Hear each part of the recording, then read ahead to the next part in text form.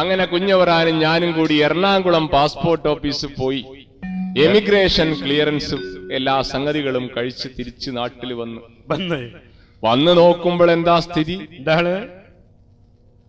കുഞ്ഞവറാനെ പള്ളിയിൽ വെച്ച് കണ്ടാലും കൂടി ഒന്ന് സലാം പറയാത്ത ആളുകളൊക്കെ കുഞ്ഞവറാനെ ഗേറ്റിന്റെ റോട്ടിൽ കൂടി ഇങ്ങനെ പോണ് ഔത്തിരുന്ന് കണ്ടാല് ഔത്തുന്നൊരു സലാം കൊണ്ടൊരു ഏറ്,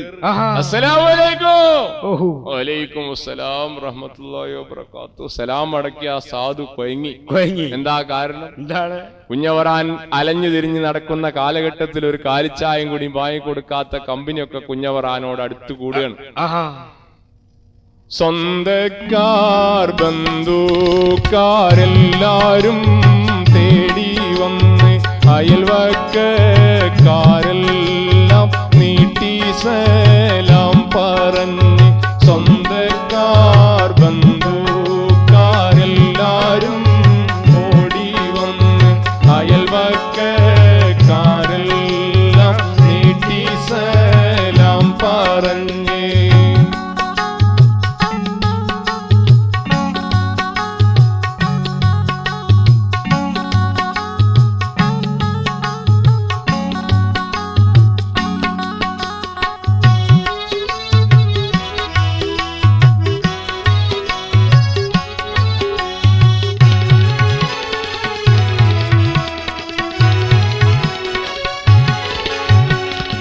കുഞ്ഞവറാന്റെ വള്ളിയിലും പുള്ളിയിലും കള്ളിയിലുള്ള എല്ലാ കുടുംബങ്ങളും ഓടിയെടുക്കുകയാണ്.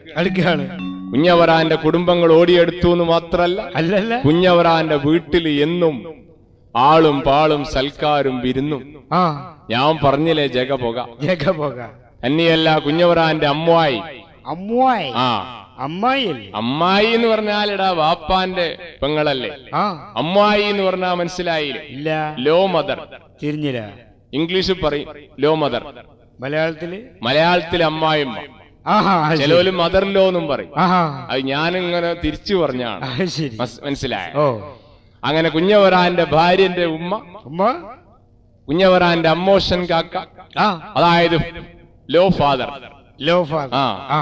അങ്ങനെ എല്ലാവരും വന്നു കുഞ്ഞവറാനെ ഒരു സൽക്കാരത്തിന് ഭാര്യ വീട്ടിലേക്ക് ക്ഷണിക്കുകയാണ്. കുഞ്ഞവറാന്റെ ഭാര്യ വീട്ടിലെ സൽക്കാരം അങ്ങനെ അടിപൊളിയായിട്ട് നടക്കുന്ന സമയത്താണ് കുഞ്ഞവറാന് പഴയ ഒരു സംഭവം ഓർമ്മ വരുന്നത്. പഴയ സംഭവം എന്ന് പറഞ്ഞാൽ കുഞ്ഞവറാന്റെ വൈഫിനെ, അതായത് മലയാളത്തിൽ പറഞ്ഞാലും അവന്റെ കെട്ടിയോളെ ഫസ്റ്റ് ഡെലിവറിക്ക് കൂട്ടിക്കൊണ്ടായ ആ കാലഘട്ടത്തിനെ കുറിച്ച് കുഞ്ഞവറാൻ ഇങ്ങനെ ഓർക്കുകയാണ്. ഫസ്റ്റ് ഡെലിവറിക്ക് സാധാരണ വൈഫിന്റെ വീട്ടിലേക്ക് വിളിച്ചുകൊണ്ടോലെ ഏത് കാലഘട്ടത്തിലാണ്? ഒരു 7 month ആവുമ്പോഴാണ്. മന്ത് എന്ന് പറഞ്ഞാൽ ഈ കടപ്പുറം സൈഡിലൊക്കെ ഉള്ള ഹിമാറയോട്. എടാ മന്ത് എന്ന് പറഞ്ഞാല് ഇതാണ് ഈ വിദ്യാഭ്യാസം ഇല്ലാഞ്ഞാലുള്ള തകരാറ്. മനുഷ്യന്മാർക്ക് വിദ്യാഭ്യാസം ഏറിയാലും ഇടങ്ങേറ്, കുറഞ്ഞാലും ഇടങ്ങേറ് എന്ന് പറഞ്ഞ കൂട്ടത്തിൽപ്പെട്ടാണ് ഇപ്പൊ അന്നക്കൊണ്ടുള്ള ഈ ഇടങ്ങേറ്. ആ മന്ത് എന്ന് പറഞ്ഞാല് മാസം. 7 month എന്ന് പറഞ്ഞാൽ 7ാമത്തെ മാസത്തിലാണ് ഡെലിവറിക്ക് കൂട്ടിക്കൊണ്ടുപോവുക. മനസ്സിലായോ?